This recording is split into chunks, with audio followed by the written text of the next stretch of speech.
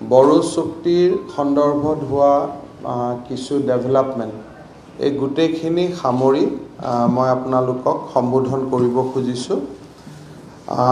পোনপ্ৰথমে মই কোভিড-19ৰ শেহতীয়া পৰিৱেশৰ ওপৰত আলোকপাত কৰি চৰকাৰে গ্ৰহণ কৰিব খোজা কেইটামান নিয়মৰ বিষয়ে আপোনালোকক অৱগত কৰিব খুজিছোঁ।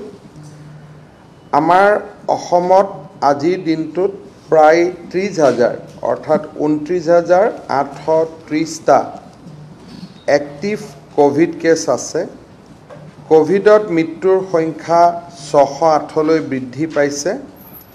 ফাৰ্টিলিটি ৰেট 0.37লৈকে বৃদ্ধি পাইছে আৰু ৰিকভাৰী ৰেট 81.6%ত ভৰি দিছে। আমাৰ টেষ্টৰ সংখ্যা 30 লাখ অতিক্ৰম কৰিছে আৰু আমি এক প্ৰকাৰ ভাৰতবৰ্ষৰ প্ৰথম যিকেইখন ৰাজ্যই পাৰ মিলিয়ন টেষ্ট কৰিছে তাৰ ভিতৰত আমি এতিয়াও থিয় হৈ আছোঁ আৰু মৃত্যুৰ ক্ষেত্ৰতো আমি এতিয়াও ভাৰতৰ ভিতৰতে সৰ্বনিম্ন মৃত্যুৰ হাৰত আমি থাকিব পাৰিছোঁ।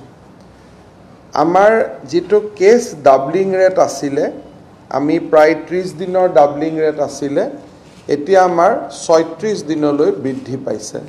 অৰ্থাৎ doubling rate now is 36 days, যিটো আগতে বহুত দিনলৈ 30ত আছিলে, এতিয়া 36 দিনলৈ বাঢ়িছে।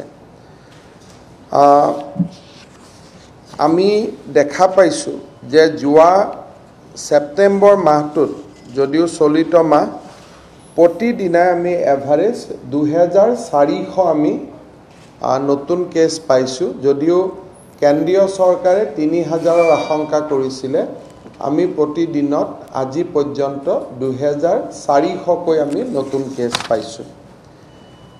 এতিয়ালৈকে 1,864জন ব্যক্তিয়ে প্লাজমা থেৰাপি লাভ কৰিছে আৰু আমাৰ নিতৌ আমি মেডিকেল কলেজ আৰু আন জিলাসমূহত ইণ্টেনচিভ কেয়াৰ ইউনিট বঢ়াবৰ কাৰণে আমি কাম কৰি আছোঁ। ইনফেক্ট আজিও মই শিলচৰলৈকে যাম আৰু অহাকালি শিলচৰ মেডিকেল কলেজতো আমি এটা নতুন 40 বেডেড ICU আৰম্ভ কৰিম। চিটৰ ক্ষেত্ৰত আমাৰ গুৱাহাটী মেডিকেল কলেজে হওক, MMCয়ে হওক বা আন হস্পিটালবিলাকত আমাৰ বেডতকৈ পেচেণ্টৰ সংখ্যা কম আছে। গতিকে আমাৰ বেডক লৈ চিন্তা কৰিবলগীয়া বৰ্তমান পৰিৱেশ হোৱা নাই। উদাহৰণস্বৰূপে আমাৰ GMCHত 821 বেড কেপাচিটি আছে, তাৰ বিপৰীতে পেচেণ্ট আছে 749। গতিকে আমি হস্পিটালৰ বিচনা বা পৰিবৰ্ধিত ICUৰ প্ৰেক্ষাপটত আমি যথেষ্ট সন্তোষজনক অৱস্থাত আছোঁ। যোৱা দুদিন আগতেও ডিব্ৰুগড় চিকিৎসা মহাবিদ্যালয়ত প্ৰায় 59খন বিচনাযুক্ত এটা নতুন ICU আৰম্ভ কৰা হৈছে আৰু তাৰ পৰিপ্ৰেক্ষিতত ICU আৰু হস্পিটালৰ বিচনাৰ ক্ষেত্ৰত আমি যথেষ্টখিনি আগবাঢ়িবলৈ বা সন্তোষজনক স্থিতিত আজিৰ দিনটোত আমি আছোঁ। NHM আৰু স্বাস্থ্য বিভাগে এটা বিশেষ কাৰ্যসূচী হাতত লৈছে। অসমৰ 30,000 আশা কৰ্মীয়ে জনজাগৰণ সপ্তাহ নামে আমি বৰ্তমান এটা সপ্তাহ পালন কৰিছোঁ আৰু প্ৰতিগৰাকী আশাই মানুহৰ ঘৰে ঘৰে গৈ মাস্ক ব্যৱহাৰৰ প্ৰয়োজনীয়তা, ছ'চিয়েল ডিষ্টেন্সিঙৰ প্ৰয়োজনীয়তাৰ ওপৰত ঘৰে ঘৰে গৈ লিফলেট হাতত লৈ ৰাইজক অৱগত কৰিছে আৰু এটা যোৱা দুদিনত আমি যিটো দেখিছোঁ খুব মেচিভ হিচাপে এইটো হৈছে।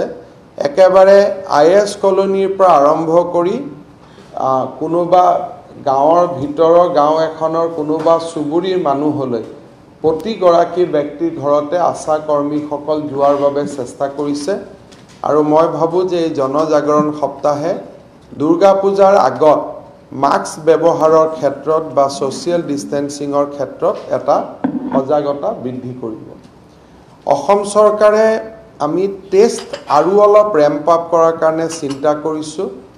এটা আমি বিশেষ কাৰ্যসূচী হাতত লৈছোঁ, যদি আমি সফল হ'ব পাৰোঁ যে 28, 29 আৰু 30 তিনিওটা দিনতে আমি 1 লাখ কোভিড টেষ্ট কৰিব খুজিছোঁ। 28 তাৰিখতো 1 লাখ টেষ্ট হ'ব, 29 তাৰিখেও 1 লাখ টেষ্ট হ'ব, 30 তাৰিখেও 1 লাখ টেষ্ট হ'ব। আৰু তাৰ মই ভাবোঁ এই জনজাগৰণ সপ্তাহৰ পৰিপ্ৰেক্ষিতত এই টেষ্টটো আমি সম্ভৱতঃ আমি লক্ষ্যত উপনীত হ'ব পাৰিম। বিদ্যালয়সমূহ অনানুষ্ঠানিকভাৱে ক্লাছ দানৰ প্ৰক্ৰিয়া আৰম্ভ হৈছে আৰু কোনো বিদ্যালয়ৰ প্ৰায় বৰ্তমানলৈকে আমি ঋণাত্মক খবৰ আমি একো পোৱা নাই।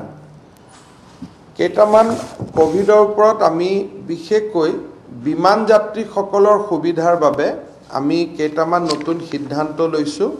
মই আপোনালোকৰ বহল প্ৰচাৰৰ বাবে অনুৰোধ কৰিম।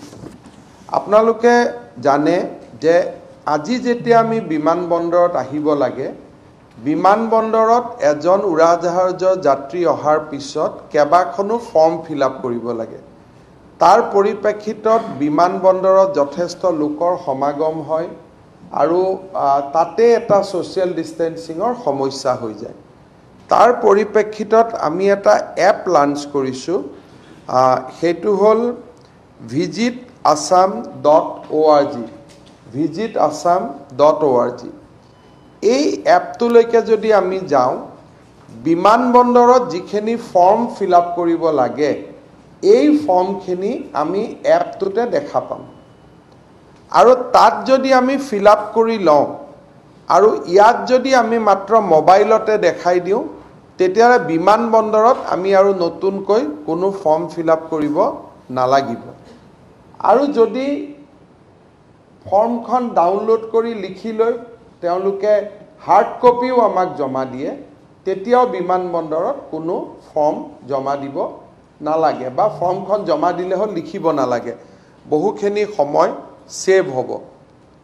সেইকাৰণে মই যিসকল অসমলৈ আহিব খোজে বা অসমত সঘনাই অহা যোৱা কৰিছে, তেওঁলোকক মই visitassam.org এই এপটো ব্যৱহাৰ কৰাৰ কাৰণে আহ্বান জনাম। তাৰ ফলত যাত্ৰীসকলৰ বাবে যাত্ৰা সুগম হ'ব আৰু অসম চৰকাৰেও যাত্ৰীসকলক এণ্টিজেন আজি টেষ্ট কৰাবলৈ লৈ যোৱা গোটেই ব্যৱস্থাটো যথেষ্ট সুগম হ'ব। গতিকে এই ক্ষেত্ৰত মই আপোনালোকক লিফলেট এখন আমাৰ প্ৰেছ ৰিলিজ এটা আমি দিছোঁ। অসম ৰাজ্যিক পৰিবহণ নিগম আৰু স্বাস্থ্য বিভাগে যুটীয়াকৈ এই এপটো প্ৰস্তুত কৰিছে। আপোনালোকৰ সহযোগিতা মই কামনা কৰিছোঁ।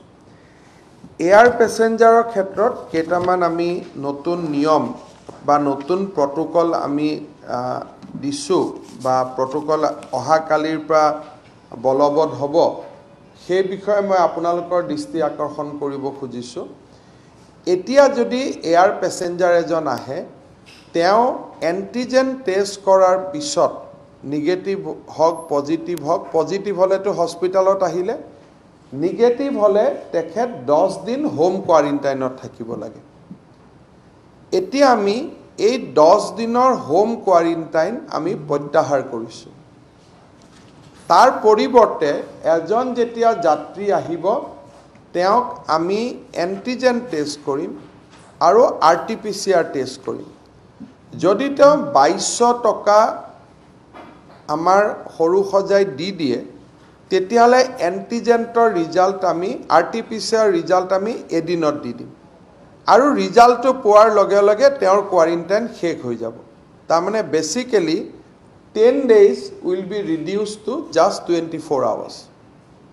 আজি যিটো 10 দিনৰ কোৱাৰেণ্টাইন আছিল, সেইটো মাত্ৰ 24 ঘণ্টালৈকে কমি আহিব। কিন্তু যদি তেওঁ 2200 টকা দি নিজৰ পইচা দি টেষ্ট কৰাব নোখোজে, তেতিয়াহ'লে আমি RT-PCRৰ ৰিজাল্ট দিওঁতে 3 পৰা 5 দিন সময় আমাক লাগিব। সেই সময়খিনি তেওঁ হোম কোৱাৰেণ্টাইনত থাকিব লাগিব। অৰ্থাৎ he has now option either pay 2200, do a Tatkal RT-PCR তেতিয়া হোটেলতো থাকিব নালাগে ঘৰতো পোষ্টাৰ নালাগে এদিনতে আমাৰ কোৱাৰেণ্টাইন শেষ হৈ যাব so effectively quarantine is reduced to just 24 hours কিন্তু ডিব্ৰুগড় বা তেজপুৰ আদিত এই সুবিধাটো নাই গতিকে আন জাগালৈকে গ'ল বা গুৱাহাটীতে কোনোবাই যদি নিজৰ পুঁজি খৰচ কৰিব পৰা অৱস্থাত নাই তেতিয়া হলে তেওঁলোকক আমি বিনামূলীয়াকৈ আৰটিপিচিআৰ কৰি দিম কিন্তু আৰটিপিচিআৰৰ ৰিজাল্টটো উলাওতে 3 পৰা 5 দিন সময় লাগিব আৰু সেই সময়খিনি তেওঁ হোম কোৱাৰেণ্টাইনত থাকিব লাগিব যদি ৰিজাল্টটো আমি 2 দিনত দিব পাৰো 2 দিনতে শেষ হৈ যাব 3 দিনত দিলে 3 দিনত শেষ হৈ যাব বাট ইন এনি ওয়ে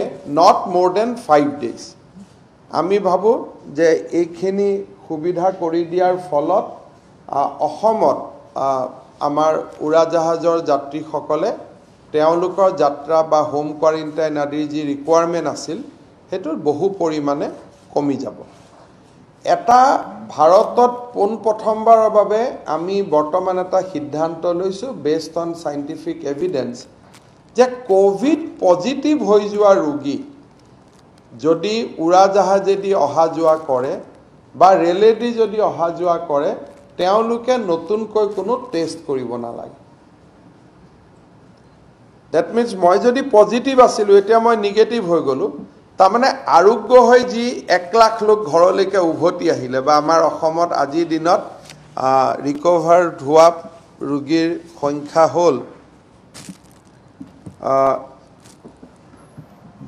1,35,141 জন তাৰমানে এই 1,35,000 ব্যক্তিৰ বাবে এতিয়া উৰাজাহাজেদি অহা যোৱা কৰিলেও বা ৰেলেদি অহা যোৱা কৰিলেও they don't have to do any test or quarantine যদি symptomatic নহয় of course symptomatic হলে বেলেগ কথা কিন্তু যদি symptomatic নহয় তেতিয়া হলে all covid passenger can come without any restriction খালি either discharge certificate খন দেখুৱাব লাগিব নহলে কোভিড পজিটিভ হোৱা সাৰ্টিফিকেট খন দেখুৱাব লাগিব তেতিয়া আমি টাইমটো গন্তি কৰি আমি আইসিএমআৰ ত চাই লম যে হয় এখেত ডিসচাৰ্জ হৈছে গতিকে এইটো আমি প্ৰথমবাৰৰ বাবে কৰিছো যে কোভিড পজিটিভ যে 1,35,000 ব্যক্তি কোভিড পজিটিভ হল তেওঁলোকে আৰু এয়াৰপোৰ্টত কোনো হাৰি পাতিব নালাগে সেইখন ভিজিট আসাম এপত যদি সেইখন দি দিয়ে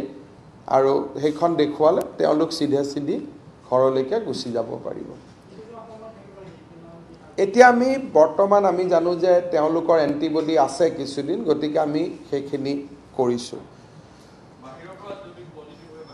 বাহিৰৰ পৰা যদি কোনোবাই আইসিএমআৰ ৰ পজিটিভ ৰিপৰ্ট লৈ আহে মানে আইসিএমআৰ ওয়েব পৰ্টেলত আমি মিলালে গম পাব লাগিব যে এও ডিসচাৰ্জ হৈছে আফটাৰ বিং পজিটিভ গতিকে তো অসমৰ ৰোগীৰ ক্ষেত্ৰত ভাৰতৰ পৰা কোনোবা যদি অলৰেডি পজিটিভ পেশেন্ট মানে ৰিকভাৰ্ড পেশেন্ট আহে তেওঁলোকৰ কাৰণে আমাৰ ইয়াত টেষ্ট আদি প্ৰয়োজন নাই কিন্তু অৱশ্যে যদি টেম্পাৰেচাৰ দেখা পায় তেতিয়া বেলেগ কথা that is a different thing flight আৰু ৰেল দুইটাৰ কাৰণে সো এইখিনি আমাৰ কোভিড সংক্ৰান্তীয় আছিলে মই দ্বিতীয় সাবজেক্টলৈকে যোৱাৰ আগতে আপোনালোকৰ যদি কিবা প্ৰশ্ন আছে আপোনালোকে সুধিব পাৰে কোভিডৰ ওপৰত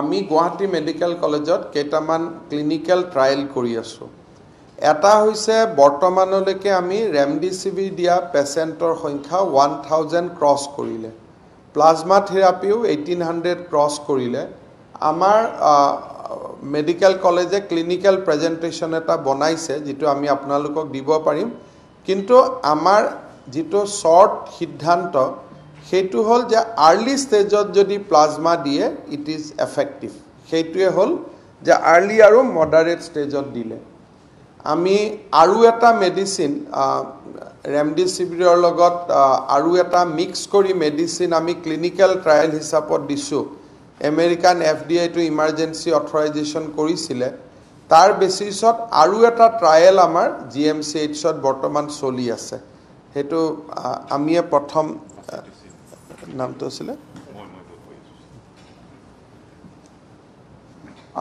এই মেডিচিনটোৰ নাম হ'ল বাৰিচিটিনিব। বাৰিচিটিনিব এই বাৰিচিটিনিব মেডিচিনটো আমি দি আছোঁ with remdesivir as a purely clinical trial, অৰ্থাৎ GMCHতে আমি ক্লিনিকেল ট্ৰায়েল এটা আৰম্ভ কৰিছোঁ, যিটোৱে ৰিকভাৰী সোনকালে কৰিব বুলি ধাৰণা কৰা হৈছে based on evidence in America. এইটো আমি GMCHত ইন হাউচ ক্লিনিকেল ট্ৰায়েল এটা আৰম্ভ কৰিছোঁ।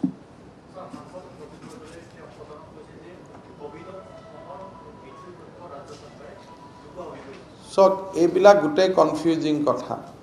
বঢ়ালে কয় এনেই বঢ়াই দিছে, কমালে কয় এনেই কমাই দিছে। গতিকে মই ভাবোঁ যে যি কংগ্ৰেছ দলে এসময়ত কোভিড নায়েই বুলি কৈছে, সব মিছা বুলি ক'লে, ভুৱা বুলি ক'লে, এতিয়া ক'লে যে তাতকৈ তাৰমানে কোভিডৰ মৃত্যুৰ সংখ্যাও বেছি। মৃত্যুৰ সংখ্যা বেছি যদি হয় তেতিয়াহ'লেতো এইটোৰ ফালৰ পৰা মানুহে বুজি পাব লাগে যে কোভিড ভয়ংকৰ বেমাৰ। গতিকে প্ৰদ্যুৎ বৰদলৈ ডাঙৰীয়াক মই অনুৰোধ কৰিম যে তেখেতে যাতে মাস্ক ব্যৱহাৰ কৰা, ছ'চিয়েল ডিষ্টেন্সিং কৰা, এই কথাবিলাকৰ ওপৰত তেওঁ যাতে গুৰুত্ব দিয়ে। যদি সঁচাকৈ বেমাৰটো ভয়াৱহ, 608 নহয় আৰু বেছি লোক ঢুকাইছে, তেতিয়াহ'লেতো বেমাৰটো ভয়াৱহ বেমাৰ। কিন্তু এই বেমাৰটোৰ সৈতে যুঁজিবৰ কাৰণে তেওঁলোক আগবাঢ়ি আহিলে আমি আনন্দিত হ'ম। তথ্য লুকুৱা, শুদ্ধ কৰা, এইবিলাক তেওঁলোকৰ দৃষ্টিভংগী। এইটোতো তেখেতে কিহৰ ওপৰত এইটো কৈছে, আমাৰ হাতততো কোনো তথ্য নাই বা কোনেও আমাৰ লগত যোগাযোগো কৰা নাই। আমাৰ তথ্য লুকাব কি আছে? আৰু 200টা বেছিকৈ মৃত্যু হোৱা বুলি আমি লিখি দিলোঁ, তাৰ পৰা আমাৰতো ক'তো এইটোতো ট্ৰফিৰ প্ৰতিযোগিতা নহয়, হয় নহয়? কিন্তু তেওঁ ভাবি থৈছে এইটো কিবা কম্পিটিশ্যন হৈ আছে, ট্ৰফিৰ প্ৰতিযোগিতা চলি আছে। গতিকে তেখেতে ভাল পালোহেঁতেন তেখেতে যদি মাস্ক ব্যৱহাৰৰ ওপৰত গুৰুত্ব দিলেহেঁতেন, ছ'চিয়েল ডিষ্টেন্সিঙৰ কথা ক'লেহেঁতেন। কেতিয়াবা যদি কোনোবা এখন মেডিকেল কলেজত গৈ ডক্টৰ নাৰ্ছৰ লগত অলপ সময় খৰচ কৰিলেহেঁতেন। সেইবিলাকতো একো কৰা নাই। কৰিছে জানো?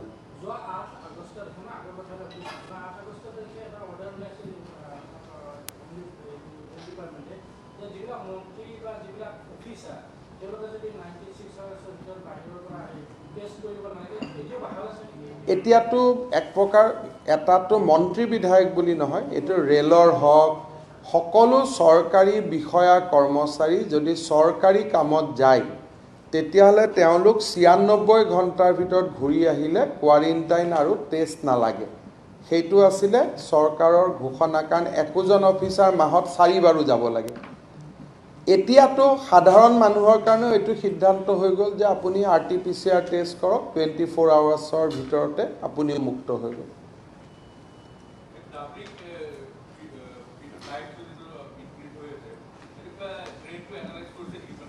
আমি আপোনালোকে যদি জানে যে আমি 7 দিনৰ পৰা 3 দিনৰ পৰা গৈ 36 ডেইজত আহিছোঁ, আৰু ছেপ্টেম্বৰ মাহৰ ট্ৰেণ্ডটো এনকাৰেজিং আছিল টু দ্য এক্সটেণ্ট যে আগষ্টতকৈ ছেপ্টেম্বৰত টোটেল নাম্বাৰ অফ কেছ বঢ়া নাই। That is very very important যে আগষ্ট মাহৰ তুলনাত ছেপ্টেম্বৰত কেছ হিচাপটো এতিয়াও আছে, একদম সম্পূৰ্ণকৈ ওলোৱা নাই। কিন্তু যদি আমি চাব যাওঁ তেতিয়াহ'লে 72,963 আমাৰ 30 ডেইজত আমাৰ হৈছে। কিন্তু জেনেৰেলি কথাটো হ'ল যে আগষ্ট মাহ আৰু ছেপ্টেম্বৰ মাহ আমি 30 তাৰিখে কম্পেয়াৰ কৰিব পাৰিম। মই ভাবোঁ যে ছেপ্টেম্বৰত ৰোগৰ ইনফেকশ্যনৰ ক্ষেত্ৰত বেটাৰ, কিন্তু চিভিয়াৰিটি যদি আমি চাব যাওঁ যে ৰোগীৰ চিভিয়াৰিটিৰ ক্ষেত্ৰত বা ডেথ ৰেটৰ ক্ষেত্ৰত ছেপ্টেম্বৰত বেছি মানুহ মৃত্যু হৈছে। কিন্তু টোটেল কেছ ছেপ্টেম্বৰত আগষ্টৰ তুলনাত বহুত বঢ়া নাই। চ' ডেট মিনছ আমি এটা ক'ব পাৰোঁ যে যদি অক্টোবৰতো এই ট্ৰেণ্ডটো মেইনটেইন কৰে তেতিয়াহ'লে ডেথ ৰেটটো নিজে নিজে কমি আহিব। যদি কোভিডৰ ওপৰত প্ৰশ্ন নাই তেতিয়াহ'লে মই দ্বিতীয় এটা আজি আমাৰ পজিটিভিটি যদি যোৱাকালি মই টুইট কৰিছোঁ, আমি 7%ৰ আশে-পাশে ছেপ্টেম্বৰ মাহত আছে। ছেপ্টেম্বৰ মাহৰ পজিটিভিটি ৰেট ইজ এৰাউণ্ড 7%, আৰু 5 দিন আছে মাহটোৰ। সেইটো কাৰণে মই কৈ আছোঁ, সেইটোলৈকে মই আজি অসমৰ প্ৰাক্তন মুখ্যমন্ত্ৰী তৰুণ গগৈ ডাঙৰীয়াৰ স্বাস্থ্যৰ বিষয়ে আমি ৰাতিপুৱা 9:15 বজাত ডাইৰেক্টৰ এইমছ ৰণদীপ গুলেৰিয়াৰ লগত এখন ভিডিঅ' কনফাৰেন্স কৰিছিলোঁ। সেই ভিডিঅ' কনফাৰেন্সখনত সংসদ গৌৰৱ গগৈ ডাঙৰীয়া উপস্থিত আছিলে আৰু আমাৰ মেডিকেল কলেজৰ গোটেই টিমটো উপস্থিত আছিলে আৰু মই প্ৰিন্সিপাল সেক্ৰেটাৰী আমি গোটেইবিলাক উপস্থিত আছিলোঁ আৰু তাতে আমাৰ মেডিকেল কলেজে তৰুণ গগৈ ডাঙৰীয়াৰ প্ৰেজেণ্ট হেল্থ কণ্ডিশ্যনৰ বিষয়ে প্ৰেজেণ্টেশ্যন এটা দিয়ে।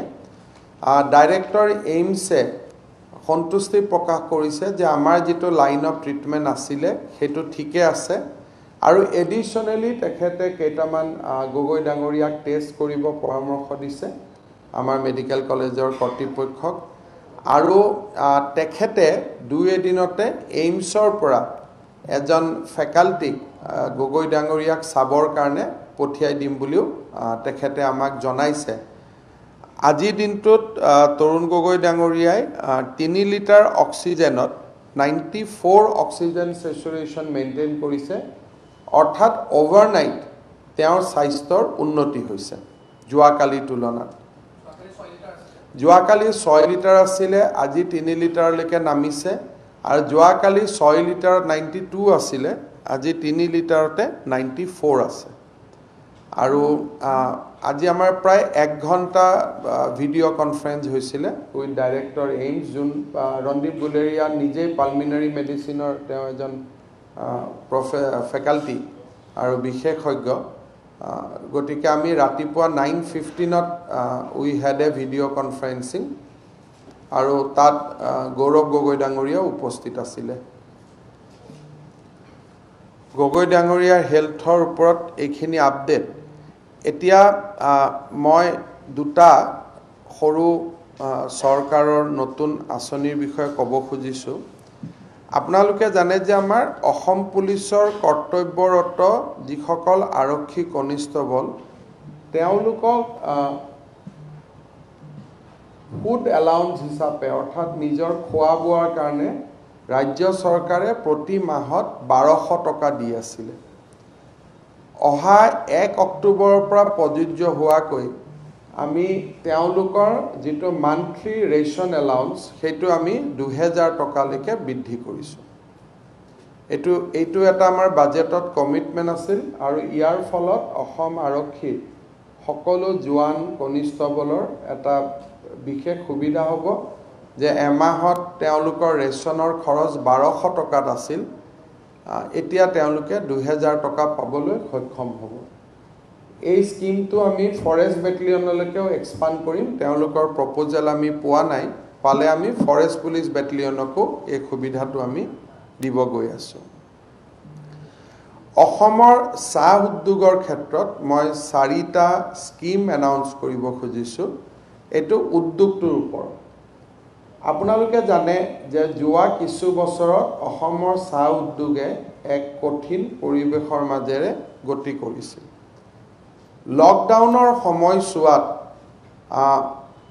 বাগানসমূহ বন্ধ হৈ আছিল, কিন্তু অসম চৰকাৰৰ বিশেষ আগ্ৰহত আৰু অনুৰোধত বাগান কৰ্তৃপক্ষই শ্ৰমিকসকলক নিয়মীয়াকৈ মজুৰি দি আহিছিলে আৰু অসমৰ টি ইণ্ডাষ্ট্ৰীত যাতে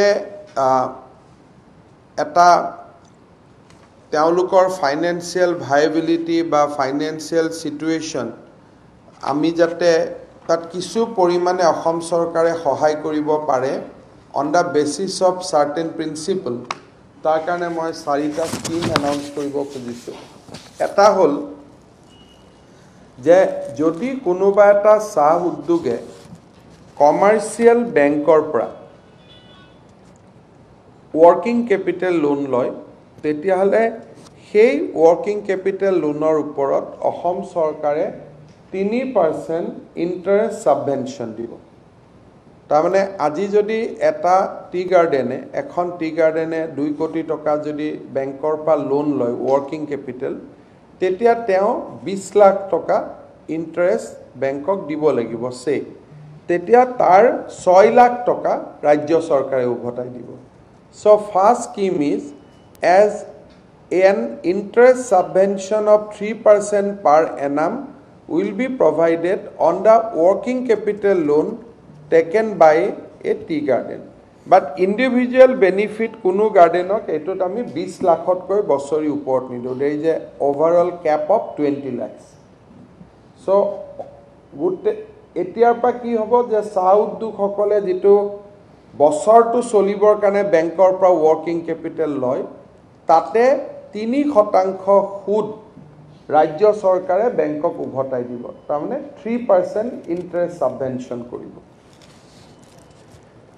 দ্বিতীয়তে আপোনালোকে জানে যে অসমৰ ৰপ্তানি সিটিসি টি ৰপ্তানি নহয় বেসিক্যালি অৰ্থডক্স টি ৰপ্তানি হয় এই অৰ্থডক্স টি যেতিয়া উৎপাদন কৰে তেতিয়া সিটিসি টিতকৈ বাগানৰ কৰ্তৃপক্ষই বেছি খৰচ কৰিব লাগে এই কাৰণে যে সিটিসি বনালে যিমান উৎপাদন হয় অৰ্থডক্সত উৎপাদনটো কমি আহে টি বোৰ্ডে প্ৰতি কেজি অৰ্থডক্স টি বনালে টি গাৰ্ডেন সমূহক 3 টকা সাবসিডি দিছিল অৰ্থাৎ পাৰ কেজি যদি এখন টি গাৰ্ডেনে যদি বছৰত 100 কেজি অৰ্থডক্স টি বনাই which is 100% export তেওঁ টি বোৰ্ডে 300 টকা দিছিল এতিয়া আমি এই বছৰ 1 এপ্ৰিলৰ পৰা কাৰ্যকৰী হোৱাকৈ অসমত উৎপাদিত প্ৰতি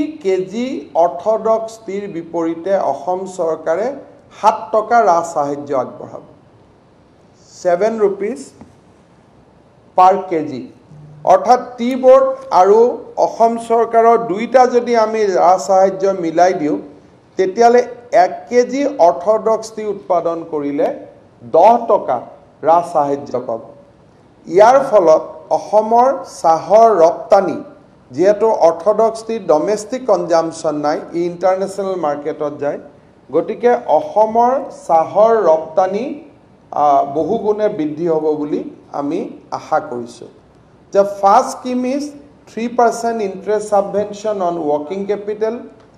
Second scheme is 7 rupees subsidy, state subsidy against per kg of orthodox tea produce. তাৰমানে অসমৰ কোনো টি গাৰ্ডেনে যিমানে orthodox tea produce কৰিব whether ক্ষুদ্ৰ চাহ বাগিচা বা বৃহৎ চাহ বাগিচা প্ৰত্যেক কেজি orthodox tea কৰাৰ বিপৰীতে 7 টকাকৈ আমি ৰা সাহায্য আগবঢ়াম তাৰোপৰি অৰ্থডক্স টি বনাবৰ কাৰণে যেহেতু মেচিন কিনিব লাগে নতুনকৈ যদি কোনোবা নতুনকৈ চাহ বাগিচাই যদি অৰ্থডক্স টি যদি বনাবৰ কাৰণে মেচিন আদি কিনিব খোজে সেই মেচিনৰ ওপৰত আমি 25% ৰা সাহায্য দিম তাৰমানে আমি যিমান পাৰো অসমৰ চাহ উদ্যোগটোক সিটিসিৰ পৰা অৰ্থডক্সলৈকে নিব খুজিছো কাৰণ দ্যাট ইজ 100% এক্সপোৰ্ট আৰু তেতিয়াহে আমি চাহ উদ্যোগটোক জিয়াই ৰাখিব পাৰিম তাৰ কাৰণে আমি সিদ্ধান্ত লৈছো যে অৰ্থডক্স টি বনাবৰ কাৰণে কোনোবাই যদি মেচিন কিনে Assam government will give them 25% capital subsidy অৰ্থাৎ মেচিনৰ ওপৰত আমি plant and machinery ওপৰত আমি 25% subsidy দিম আৰু ফাইনালি আমি এগ্ৰিকালচাৰ ইনকাম ট্যাক্স আমি 3 বছৰৰ কাৰণে হলিডে দিছো যে অহা 3 বছৰ agriculture income tax tea garden সমূহে দিব নালাগে সো এই চাৰিটা interest subvention subsidy of ₹7 per kg of orthodox tea 25% on plant and machinery আৰু agriculture income tax holiday এই গোটেই চাৰিটা যদি আমি কাম কৰো প্ৰায় 200 crores অসম চৰকাৰৰ ইনভেষ্টমেন্ট বা আউটফ্লো হ'ব আৰু আমি এই চাৰিটা আঁচনি আজি আমি ঘোষণা কৰিছো এটা দিনত যেটো দিনত ইয়াৰ কাৰণে আমি ঘোষণা কৰিছো যাতে এই বছৰ পূজাৰ বোনাস টি গাৰ্ডেন সমূহে 20% বেচিছত আমাৰ শ্ৰমিকসকলক দিয়ে তাৰ এটা আশা ৰাখি মই এই গোটেই 4টা স্কিম আজি এনাউন্স কৰিছোঁ so in return the against the scheme against the this scheme our minimum expectation is that at least এই বছৰ কোনো ধৰণৰ বেমাজালি খেলিমেলি নোহোৱাকৈ সকলো বাগিচাই চাহ শ্ৰমিকসকলক যাতে 20% বানচ দিয়ে পূজাৰ বনাস দিয়ে তাৰ বাবে মই আহ্বান জনাম তাৰ লগে লগে আজিতে অসম টি কৰ্পোৰেচনৰ বাগিচা সমূহত আমি 20% পূজা বনাস আমি ঘোষণা কৰিছো so all Assam Tea Corporation gardens will get 20% puja bonus of course that will be funded from state budget only jehetu tea corporation or arthik obostha সেই ধৰণৰ নহয় গটিকে এই 4টা স্কিমে অসমৰ চাহ উদ্যোগটোক পুনৰ সঞ্জীবিত কৰিব বুলি আমি আশা কৰিছো আৰু তাৰ লগে লগে যাতে পূজাৰ বনাস কোনো ধৰণৰ খাম খেলি নোহোৱাকৈ আইন শৃংখলাৰ পৰিস্থিতি নোহোৱাকৈ স্মুথলি যাতে বাগিচাৰ কৰ্তৃপক্ষ দিয়ে তাৰ বাবে মই বাগিচা কৰ্তৃপক্ষক আহ্বান জনাম আৰু to begin with Assam Tea Corporation at আমি 20% tea bonus আমি ঘোষণা কৰিছো অসম চৰকাৰৰ ফালৰ পৰা ফাইনেল মোৰ আৰু সৰু দুটা এনাউন্সমেন্ট আছে হেতু এটা প্ৰসিডুৰেল এনাউন্সমেন্ট আছে আমি যে স্বয়ং আঁচনি ঘোষণা কৰিছিলো তাৰ ফৰ্মত বাকি যায় সাৰ্টিফিকেট লাগিব বুলি উল্লেখ কৰা আছিল আৰু ৰেজিষ্ট্ৰেচন লাগিব বুলি উল্লেখ কৰা আছিল আমি আজি যেহেতু গ্ৰুপৰ সেলফ হেল্প গ্ৰুপক বাকি যায় নিদিয়ে গটিকে গ্ৰুপ সমূহে ফৰ্ম ফিল আপ কৰোতে বাকি যায় সাৰ্টিফিকেটখন দিব নালাগে আৰু সেলফ হেল্প গ্ৰুপৰ যেহেতু ৰেজিষ্ট্ৰেচনৰ ব্যৱস্থা নাই বেংক একাউণ্টটো দিলে আমি তাক ৰেজিষ্ট্ৰেচন বুলি গণ্য কৰিম এতিয়া মই শেষত আহিছো বড়ো চুক্তিৰ ৰূপায়ণৰ ওপৰত আপোনালোকে জানে যে কেন্দ্ৰীয় গৃহমন্ত্ৰী অমিত শাহ ডাঙৰীয়াৰ লগত অসমৰ মুখ্যমন্ত্ৰী সৰ্বানন্দ সোণোৱাল ডাঙৰীয়াৰ এখন বৈঠক 20 সেপ্টেম্বৰ তাৰিখে অনুষ্ঠিত হৈছিল আৰু সেই বৈঠকত বড়ো চুক্তিৰ ক্ষিপ্ৰ ৰূপায়ণৰ ওপৰত গুৰুত্ব আৰোপ কৰা হৈছিল বড়ো চুক্তি অনুসৰি অসমৰ ৰাজ্যপাল মহোদয় বিটিএডি অঞ্চলৰ নাম পুনৰ সংশোধন কৰি ইয়াক বড়োলেণ্ড টেৰিটৰিয়েল ৰিজন হিচাপে ঘোষণা কৰিছে সো বিটিএডিৰ স্থানত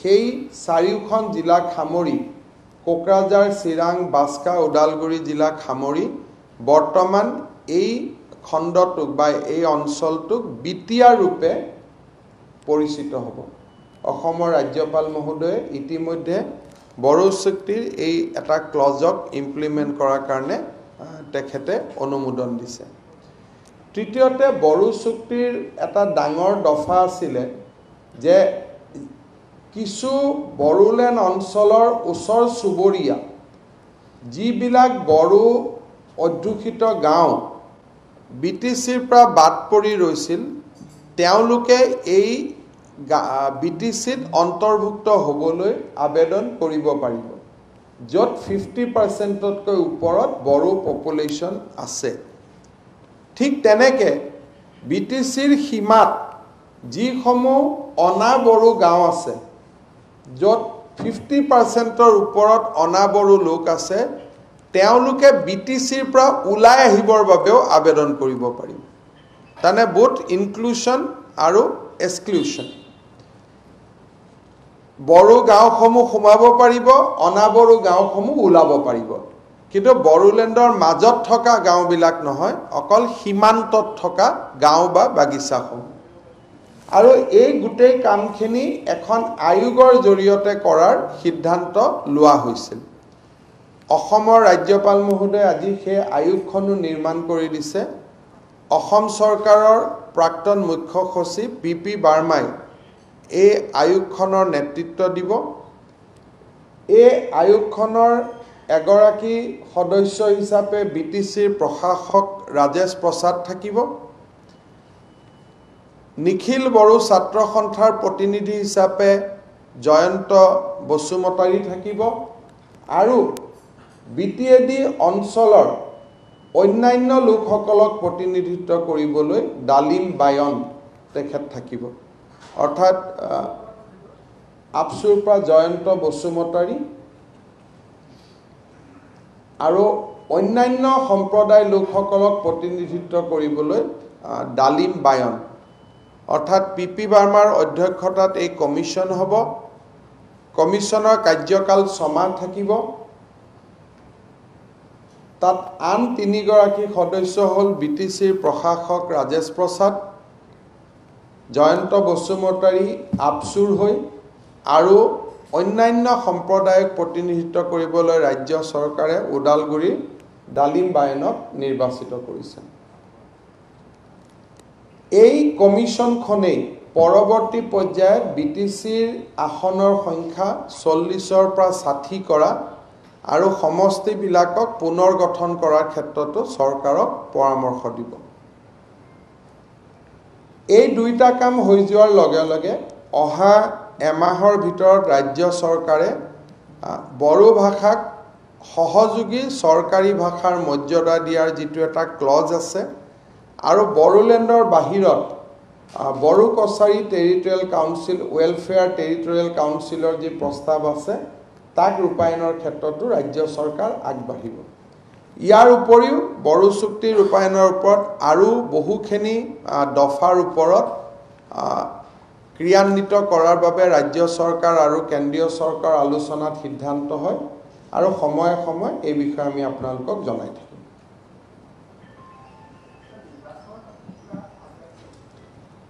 সৰ্বদলীয় বৈঠক এখন হ'ব আৰু স্বাস্থ্য বিভাগে স্পষ্ট কৰি কৈছে যে নৱেম্বৰৰ 30 তাৰিখলৈকে ইলেকশ্যন পতাৰ পৰিৱেশ নাই আৰু ইমানখিনি আমি ৰিস্ক ল'ব নোৱাৰোঁ। কিন্তু বিহাৰত যি ধৰণে ইলেকশ্যন পৰিচালনা হ'ব, আমাৰ ষ্টেট ইলেকশ্যন কমিশ্যনে বিহাৰৰ পৰা কিছু অভিজ্ঞতা লৈ আহিলে আমি ডিচেম্বৰ মাহত ইলেকশ্যনৰ কথা বিবেচনা কৰিব পাৰিম। Based on the experience in বিহাৰৰ পৰিৱেশটো চোৱাৰ পিছতহে আমি সিদ্ধান্ত ল'ব পাৰিম। কিন্তু স্বাস্থ্য বিভাগে স্পষ্টভাৱে কৈছে যে আজিৰ দিনত নিৰ্বাচন পতাৰ অন্ততঃ 30 নৱেম্বৰলৈকে নিৰ্বাচন পতাৰ কোনো পৰিৱেশ নাই। মুখ্যমন্ত্ৰী ডাঙৰীয়াই 2 এদিনতে এখন সৰ্বদলীয় বৈঠক আহ্বান কৰিব, তাতে এই বিষয়ে নিষ্পত্তি কৰা হ'ব। কিন্তু স্বাস্থ্য বিভাগৰ স্পষ্ট সিদ্ধান্ত আমি ৰাজ্য নিৰ্বাচনী আয়োগক জনাই দিছোঁ। হ'ব, ঠিক আছে, সকলোকে ধন্যবাদ জনালোঁ।